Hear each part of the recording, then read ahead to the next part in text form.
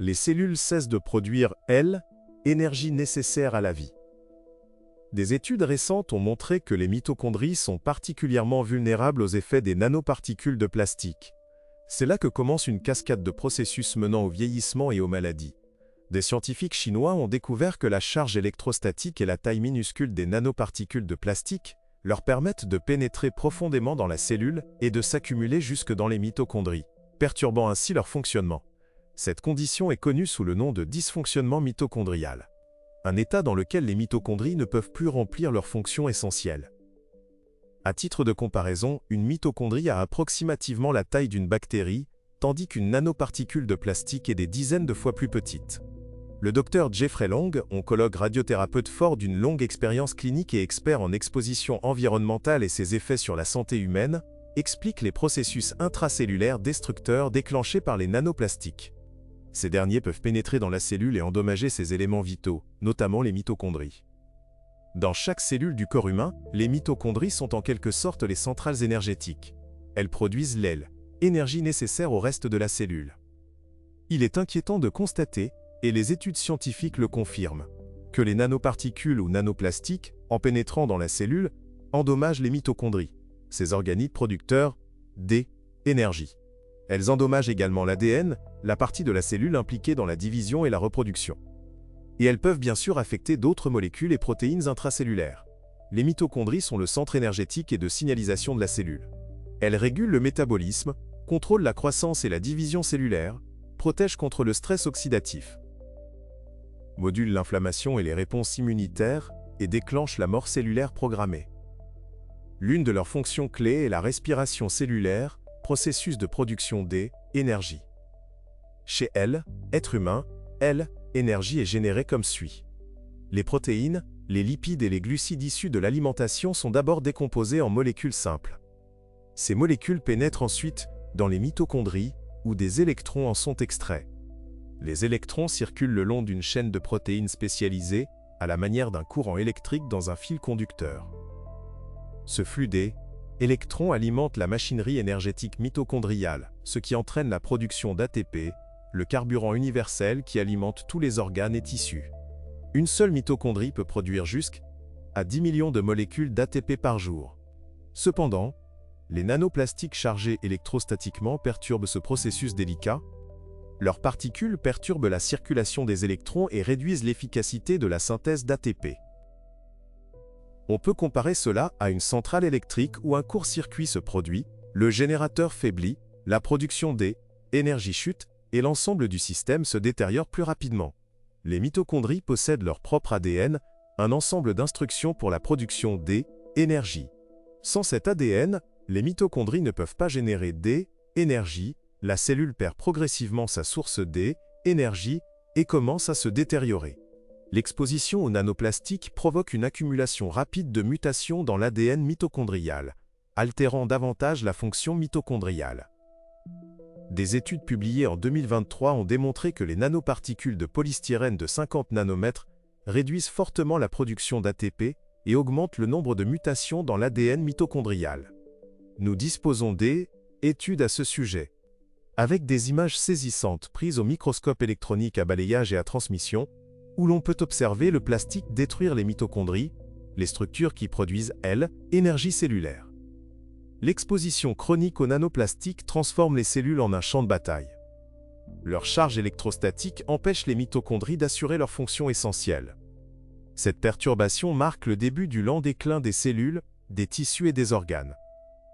Nous avons maintenant observé les mécanismes clés par lesquels les nanoparticules de plastique chargées endommagent les cellules. Chacun de ces processus est destructeur en soi, mais ils se produisent également simultanément et amplifient mutuellement leurs effets. Cette réaction en chaîne déclenche une avalanche de dommages conduisant à la mort cellulaire et, à terme, à des défaillances systémiques et à une accélération du vieillissement biologique. Les microplastiques et les nanoplastiques accélèrent le vieillissement. On a tendance à penser que le vieillissement commence par les rides, les cheveux gris ou la fatigue. Mais en réalité, tout commence au cœur des cellules, par un dysfonctionnement mitochondrial et des défaillances dans les processus biologiques essentiels. Avec le temps, les cellules endommagées et mourantes s'accumulent, et l'organisme perd sa capacité à se régénérer. le vieillissement et l'usure progressive des mécanismes internes de la vie. Les scientifiques ont identifié plusieurs mécanismes principaux du vieillissement, tels que le stress oxydatif, le dysfonctionnement mitochondrial, l'inflammation chronique, le raccourcissement des télomères, l'accumulation de lésions de l'ADN et les altérations épigénétiques. Ces mêmes mécanismes sont à l'origine de diverses maladies. Lorsque les mitochondries ne peuvent plus produire suffisamment d'énergie, lorsque les lésions de l'ADN s'accumulent et lorsque l'inflammation devient chronique. L'organisme devient de plus en plus vulnérable. C'est à ce moment-là que des affections comme le diabète, le cancer, l'infarctus, la démence et la maladie d'Alzheimer commencent à se développer et elles partagent toute une cause commune: le vieillissement des cellules et des tissus. Voici le point crucial. Les nanoplastiques chargés électrostatiquement induisent les mêmes processus, à savoir le stress oxydatif, des lésions de l'ADN, un dysfonctionnement mitochondrial, un raccourcissement des télomères, une inflammation chronique et des altérations épigénétiques. Ainsi, les nanoplastiques chargés électrostatiquement accélèrent artificiellement le vieillissement cellulaire. Ce qui se déroulait autrefois sur plusieurs décennies peut désormais progresser beaucoup plus rapidement sous leur influence. Et nous en constatons déjà les conséquences. Les maladies touchent des personnes de plus en plus jeunes. Les scientifiques ont découvert que les générations modernes développent des maladies plus tôt et accumulent davantage de maladies chroniques que leurs parents au même âge. Même une différence de quelques années seulement se traduit aujourd'hui par des taux de maladies nettement plus élevés. Le cancer et l'hypertension restent les affections les plus courantes. De plus, chaque génération successive présente une augmentation du nombre de maladies chroniques chez un même individu. Des maladies autrefois considérées comme liées à âge sont de plus en plus fréquentes chez les jeunes.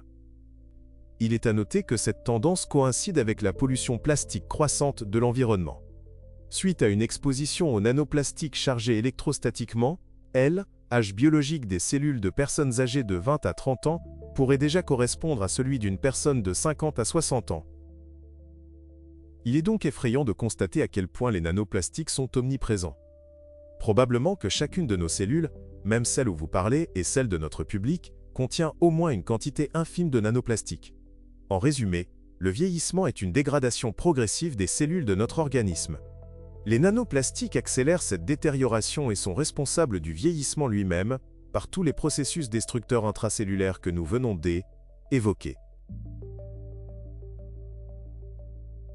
Et c'est là le point crucial. Les mêmes mécanismes qui pilotent le vieillissement sont également à l'origine de nombreuses maladies chroniques. Autrement dit, les micro- et nanoplastiques n'accélèrent pas seulement le vieillissement, mais contribuent aussi au développement de maladies. Aujourd'hui, on détecte des microplastiques et des nanoplastiques dans tous les organes du corps humain, partout, dans chaque organe, dans chaque cellule. Ces minuscules particules de plastique déclenchent une cascade de destructions internes. Les nanoplastiques endommagent les membranes cellulaires, perturbent les canaux ioniques, induisent un stress oxydatif, désactivent les mitochondries et provoquent des mutations génétiques. Ces dommages affectent tous les types de cellules de la même manière, que ce soit dans le cœur, les os, les poumons ou ailleurs. Nous connaissons désormais la réponse à la question principale qui a motivé notre enquête. Pourquoi et par quels mécanismes les nanoplastiques sont-ils capables de détruire les systèmes vivants à haute échelle microscopique? Mais qu'est-ce que cela signifie pour chacun d'entre nous? Quelles maladies spécifiques résultent de cette destruction cellulaire au sein du corps humain? Les réponses se trouvent dans la prochaine partie de notre enquête. Les microplastiques et les nanoplastiques nuisent à la santé.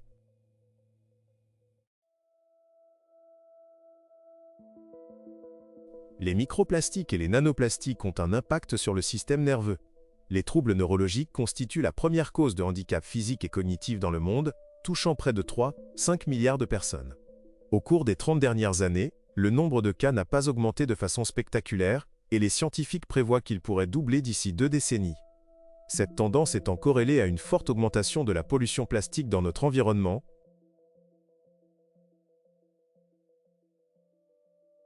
On comprend mieux pourquoi ces maladies sont de plus en plus fréquentes et pourquoi elles affectent une population de plus en plus jeune.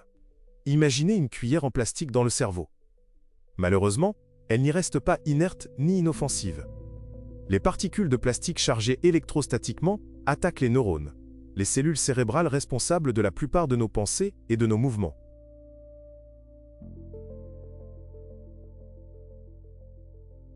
Chaque jour, chaque minute, les nanoplastiques détruisent silencieusement les cellules cérébrales et l'exposition à ces minuscules particules de plastique ne s'arrête jamais. Au contraire, ce phénomène s'accélère. Par conséquent, les lésions neuronales entraînent des maladies graves et souvent irréversibles, comme la maladie d'Alzheimer, la maladie de Parkinson, la sclérose en plaques, le BRO, l'épilepsie, les accidents vasculaires cérébraux et bien d'autres. Mais les neurones ne se limitent pas au cerveau. Ils forment un vaste réseau qui coordonne et synchronise l'activité de l'ensemble du corps. Lorsqu'ils sont endommagés, le système nerveux autonome commence à dysfonctionner, perturbant le fonctionnement des organes internes. Par exemple, l'intestin contient environ 500 millions de neurones, souvent considérés comme un deuxième cerveau.